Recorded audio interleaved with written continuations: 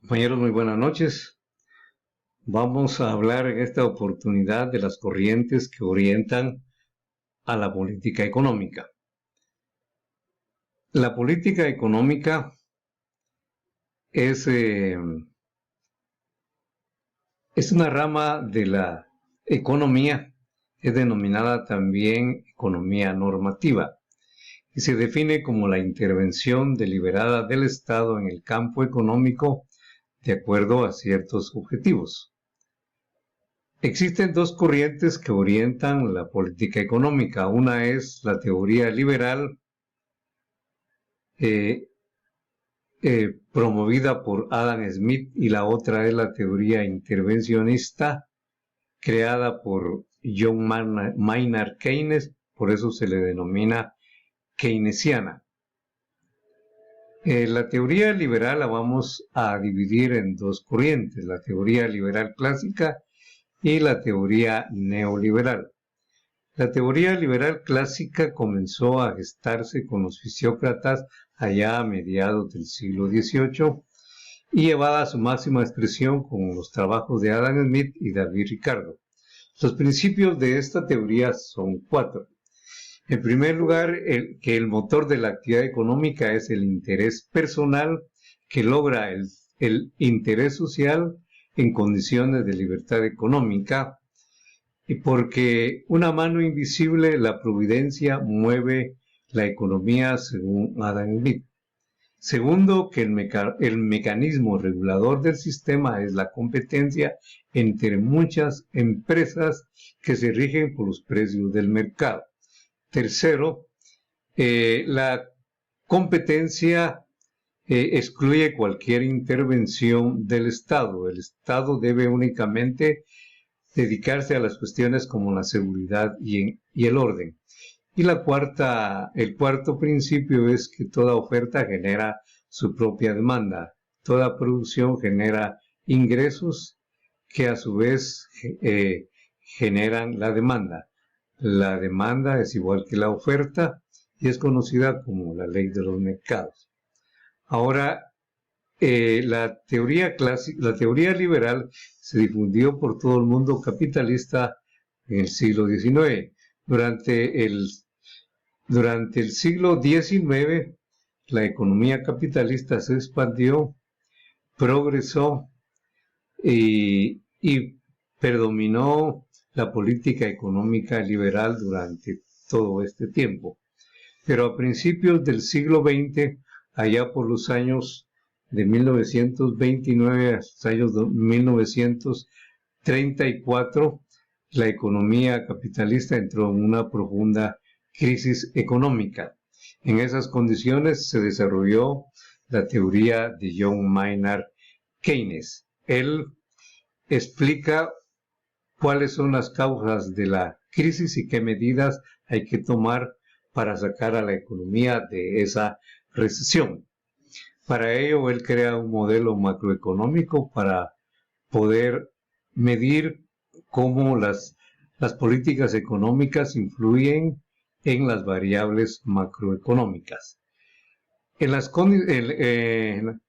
La crisis, según Keynes, es causada porque la gente deja de comprar. La gente deja de comprar porque pierde capacidad de compra, sus ingresos merman. El problema es la demanda.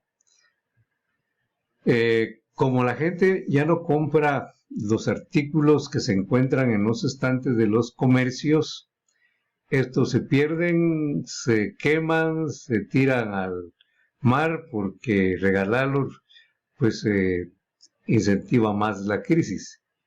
Entonces ahora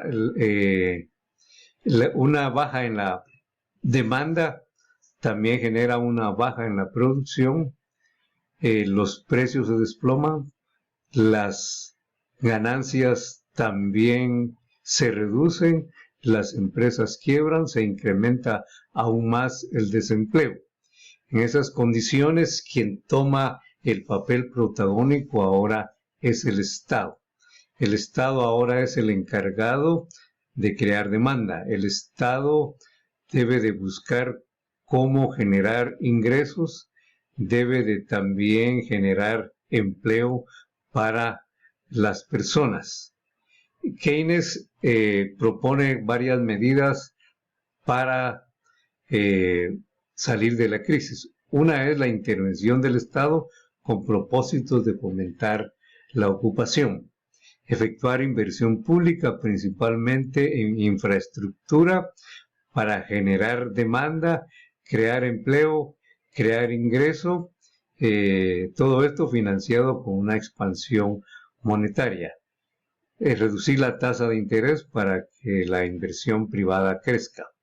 Incluso recomienda que el Estado tome en sus manos las industrias para generar empleo y también establecer una recaudación progresiva, que las personas que tienen más ingresos les paguen más tributos y los que tienen menos ingresos paguen también menos impuestos, pero el gasto del Estado debe hacerse en sentido contrario, que favorezca más a las personas más necesitadas. Efectivamente, el Estado comienza a intervenir en la economía con el fin de fomentar la demanda. El Estado comienza a planificar la economía, fija precios de productos de consumo básico, fija tasas de interés, fija tipos de cambio. El Estado también trata de fomentar la ocupación, crear un empleo estable y también promover la previsión y seguridad social. Se instaura el llamado estado de bienestar. La economía comienza a levantarse, luego llega la Segunda Guerra Mundial y la economía posteriormente pues ya se levanta. Durante ese tiempo la corriente liberal rehace sus planteamientos, se preocupa de las cuestiones como la teoría macro, las cuestiones del crecimiento, y surge la llamada teoría clásica del crecimiento. Algunos de sus expositores son el economista Solon y von Mises.